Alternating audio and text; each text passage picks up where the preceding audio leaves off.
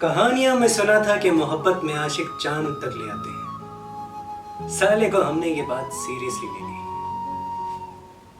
क्या हाल है दोस्तों, क्या हाल है? एक तरफ लोग जा रहे हैं चांद पर, एक तरफ लोग जा रहे हैं मार्स पे, और शायान किसी तरह कोशिश कर रहा है कि इसके 50 सब्सक्राइबर पूरे हो जाए। बहुत करीब पहुंच गया है, बहुत ज्यादा करीब, लेकिन बस अभी पहुंचा नहीं। Almost there, almost there. और कितनी अजीब सी बात है कि अभी उसे 50 सब्सक्राइबर चाहिए और आज उसके पास ऑफिस से घर तक आने के लिए 50 रुपए भी नहीं थे जेब में। या In terms of money, we have no money. आज सुबह जब वो गया एक इन ड्राइवर वाले बंदे के साथ और उसने उससे 20 रुपए का छुट्टा मांगा, तो वो कहता है कि मेरे पास 20 रुपए का छुट्टा नहीं है। 20 रुपए का छुट्टा तुम्हारे पास तभी खत्म होता है जब मैं तुम्हारे साथ बैठा होता हूं, वरना तुम्हारे पास छुट्टे ही छुट्टे होते हैं। क्यों बे ओवर एक्टिंग करता है साला? ओवर एक्टिंग की औलाद। अब तेरे को बराबर होता नहीं क्या बोलने को? चले एक काम कर, 200 रुपए दे और 50 रुपए काट ओवर एक्टिंग के वजह। सोया, जब गुर्बत की लकीर के पास आप हो तो 20 रुपए बहुत ज्यादा लगते हैं कभी कभी। बट ऑफ कोर्स कुछ DHA के बॉयज और बहरिया टाउन के बॉयज को ये बात समझ नहीं आएगी। ऑफ कोर्स ये काफी डिफिकल्ट कोर्स है, काफी कम स्टूडेंट कर पाए। आज मैं एक बात कहना चाहता हूं और ये बात बहुत ही ज्यादा इंपॉर्टेंट है। आज ज्यादा बात नहीं करूंगा मैं। वो बात यह है कि मौत, टट्टी, बॉक्स में हालैंड और रिश्ते वाली आंटी कभी भी आ सकते हैं, कभी भी आ सकते हैं। जी हां, तो ये था गुर्बत से और डिप्रेशन से बेजार समर। लेकिन आज हम थोड़ी सी बात करेंगे राउंड अप जो है, चैंपियंस लीग का जो राउंड अप हुआ है, जो कि दूसरा वीक खत्म हो चुका है, उसके बारे में हम बात करने वाले हैं। और जो मोस्ट नोटेबल गेम थी, most notable game, Bayern versus Barcelona, Allianz Arena पे लेवेंडोस्की की वापसी, वो एक बहुत बड़ा एक मोमेंट था। और मैच से पहले ऐसा लग रहा था कि एक बड़ा फिल्मी किस्म का मोमेंट होने वाला है। लेकिन फिर हमने देखा कि जो फर्स्ट हाफ था उसमें बार्सिलोना ने बहुत अच्छा खेला, बार्सिलोना वर वेरी गुड। लेकिन हम ये देख रहे थे कि जो बायर्न म्यूनिख थी वो इनवाइट करी थी बार्सिलोना को कि कब वो प्रेसिंग करें, क्योंकि बार्सिलोना की बहुत ज़्यादा जो प्रेसिंग थी वो बहुत तेज़ थी and they were man marking every type of player. अगर क्या कहना चाहिए, माने जो है वो डीप ड्रॉप कर रहा था तो जूल्स कुंडे उसके साथ साथ ट्रैक बैक कर रहा था और साथ साथ उसके साथ उसको ट्रैकिंग बाकायदा जारी हुई थी।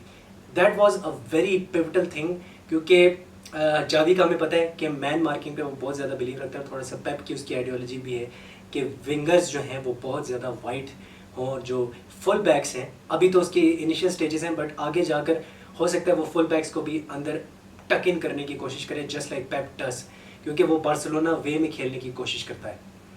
तो ये एक बड़ा इंपॉर्टेंट चीज़ थी और काफ़ी ज़्यादा प्रेसिंग हुई, अच्छे चांसेस बनाए और हमें एक बहुत ही ज़बरदस्त चांस मिला था लेवेंडोस्की को। वो कन्वर्ट नहीं कर सका। अगर वो कन्वर्ट कर देता तो 1-0 बार्सिलोना हो जाता। So I thought Barcelona had a really good game.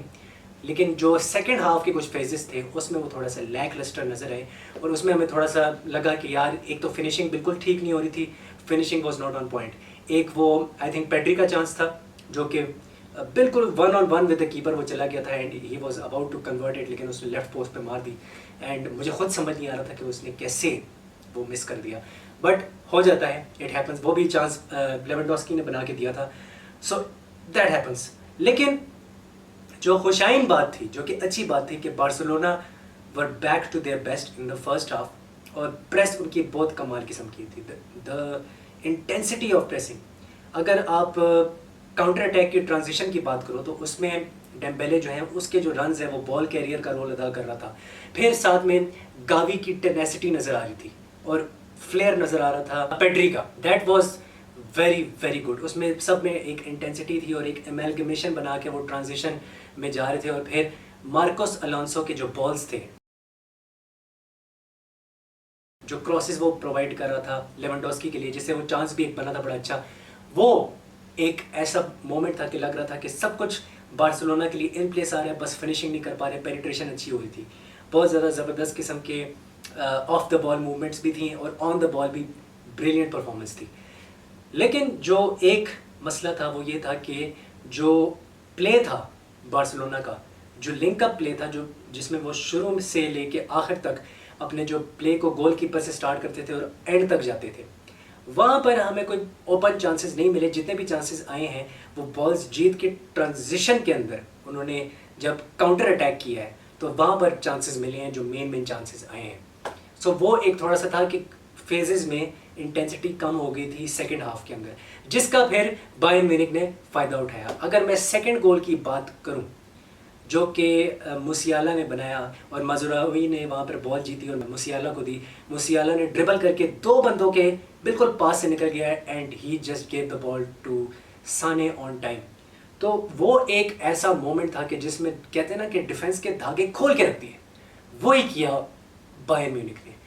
But उसकी वजह ये थी कि क्योंकि बायर्न जो थी बार्सिलोना को इन्वाइट करी थी कि हमें प्रेस करो ताकि हम तुम्हारे जो स्पेसेस हैं उसको एक्सप्लॉइट करें, तो वो उन्होंने फिर किया, दैट हैपेंड। जो मैन मार्किंग थी वो ओपन प्ले में तो अच्छी थी, लेकिन सेट पीसेस पे हमने देखा कि जिस तरह से लूकास हर्नांडिस ने गोल किया और जो डिलीवरी थी on point from Kimmich, no doubt about that, लेकिन जो मैन मार्किंग थी that was not good enough from Barcelona, और उस पर थोड़ी सी जो सेट पीसेस हैं, जो कॉर्नर्स हैं, उस पर थोड़ी और वर्कआउट करना पड़ेगा। But overall a great game from Barcelona, intensity अच्छी थी खासतौर पे फर्स्ट हाफ में। अब इनको किसी तरह देखना होगा कि जब बायर्न जो है वो आएगी कैंप नो में तो फिर उन्होंने क्या करना है। तो अब बात करते हैं Manchester city versus Dortmund. Jude Bellingham का गोल जो है वो मेरे दिमागों में, मेरे ख्वाबों में इस वक्त आ रहा है, क्योंकि तुम सब जानते हो, तुम्हें पता है, तुम सबको पता है कि लिवरपूल जूड बेलिंगम के पीछे, मैं लिवरपूल का दीवाना हूँ। सो वो एक चीज़ है और उसका गोल बहुत ही चिकना किस्म का था जो कि रॉयस ने बनाया था, I think, if I am not wrong. लेकिन जो कमबैक किया, शुरू में सिटी स्ट्रगल कर रही थी, उनकी प्रेस जो थी वो उस इंटेंसिटी के साथ नहीं आ रही थी क्योंकि Dortmund were too good, they were too good. वहाँ पर हमें नज़र आ रहा था कि जो उनकी प्रेस थी वो वहाँ पर काम हुई थी, और वो जो डिफेंसिव जो ऑफ द बॉल वो मूवमेंट्स कर रहे थे डॉर्टमंड वाले, वो एब्सोल्युटली ब्रिलियंट थी। बहुत ज़्यादा शांत और खामोश रखा हुआ था डी ब्रुयने को भी, हालांकि हालैंड इवन फर्स्ट हाफ में भी काफ़ी उसको चांसेस मिल रहे थे, 3-4 इस तरह के थे कि लग रहा था कि शायद वो गोल कर दे, बट वो चांसेस जो थे वो सीधा टुवर्ड्स द गोलकीपर थे।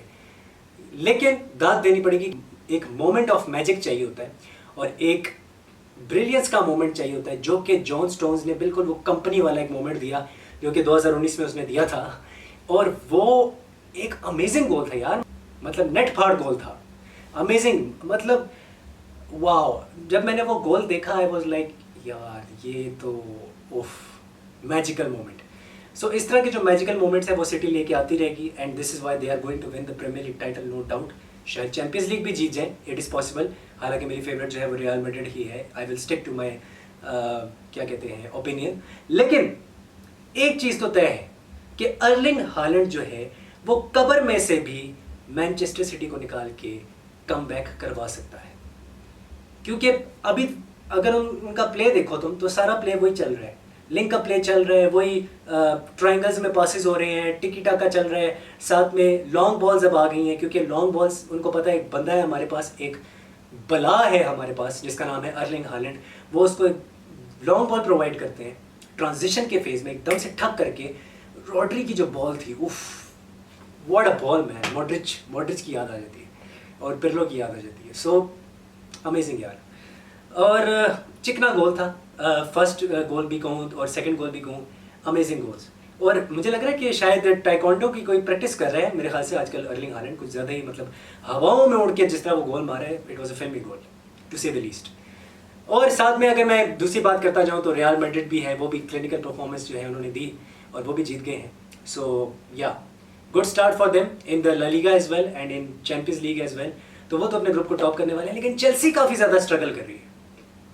चेल्सी का लग रहा है कि जो ग्रैहम पॉटर है उसकी फर्स्ट गेम थी, तो अभी मैं ज़्यादा कुछ नहीं कहूँगा उस पर, लेकिन उन्होंने 4-2-3-1 खिलाया और मैं थोड़ा सा सरप्राइज हुआ इस पर। वो इसलिए क्योंकि मैं हमेशा एक्सपेक्ट करता हूँ कि ग्रैहम पॉटर बैक 3 के साथ जाएगा या 3-5-2, 3-4-3 के साथ जाएगा, लेकिन नहीं गया। सो वो एक ऐसी थी, लेकिन उसने फ्रंट थ्री जो है ना, फ्रंट थ्री उसने बिल्कुल वही रखा। हैवर्ट्स पीछे ड्रॉप कर रहा है, आगे जो रन्स मार रहे हैं माउंट है, स्टर्लिंग है, और ओबामेयांग को उसने एक वो पिवटल रोल दिया कि भाई तू बॉक्स में जा और गोल मारने की कोशिश कर, हमें तेरी ज़रूरत है। तो वो सब हो रहा था। और जॉर्जिनियो ने स्टार्ट किया, लेकिन जब कांटे वापस आएगा इंजरी से, जो भी उसको निकल विकल जो भी मसला है, वो जब वापस आएगा तो Kante is going to feature with Kovacic. मुझे जॉर्जिनियो का ज़्यादा रोल नहीं नज़र आ रहा। कुकरेला का मैंने कहा था बहुत ज़्यादा रोल होगा, और उसका बहुत ज़्यादा रोल है। और इस गेम में भी उसने स्टार्ट किया, एस्पिलिक्वाटा भी था। कुछ ऐसे इंस्टेंसेस आए कि जो ऑपोजिशन के जो प्लेयर्स थे उन्होंने बिल्कुल धागे खोल के रख दिए, और वहाँ पे बेचारा एस्पिलिक्वाटा जो सीनियर वेटरन 10 साल से खेल रहा है चेल्सी के लिए, वो बिल्कुल अकेला था, और फिर उन्होंने वही किया जो होना था, एक अमेजिंग फिनिश और क्लिनिकल फिनिश। सो यहाँ पर थोड़ा सा मैंने पहले भी कहा था कि शुरू में चेल्सी को काफ़ी ज़्यादा जो डिफेंसिव ट्रांजिशन है उसमें प्रॉब्लम होगी, और वो गोल कंसीड करेंगे, because right now they don't know कि उनके पासिंग पैटर्न्स क्या हैं, उनका डीएनए क्या है विद ग्रैहम पॉटर, और उनका मेन जो प्लेइंग 11 है और जो फॉर्मेशन है वो क्या होने वाली है। सो या ये था मेरा जो पूरा राउंड अप था जो कि मैंने करने की कोशिश की। मैं खुश हूँ कि बार्सिलोना जो है वो फाइट कर रही है, और मैं कह बैठा हूँ कि क्वार्टर फाइनल से आगे Barcelona is going to go, they are going to reach the semifinal of the Champions League this season. ये मेरी प्रेडिक्शन है, और देखते हैं कि क्या होता है। Real Madrid is doing well, city is doing well, Chelsea को अपने आप को दोबारा से उठाना होगा, लिवरपूल ने एक बहुत इंपॉर्टेंट विक्ट्री ली, उसके बारे में भी बात करेंगे। लेकिन अभी के लिए मैं अलविदा कहता हूं, और जाने से पहले बस ये कहना चाहता हूं कि भाई लाइक, शेयर और सब्सक्राइब करो, क्योंकि 50 सब्सक्राइबर जो हैं वो हमारे पूरे होने वाले हैं। I am very close.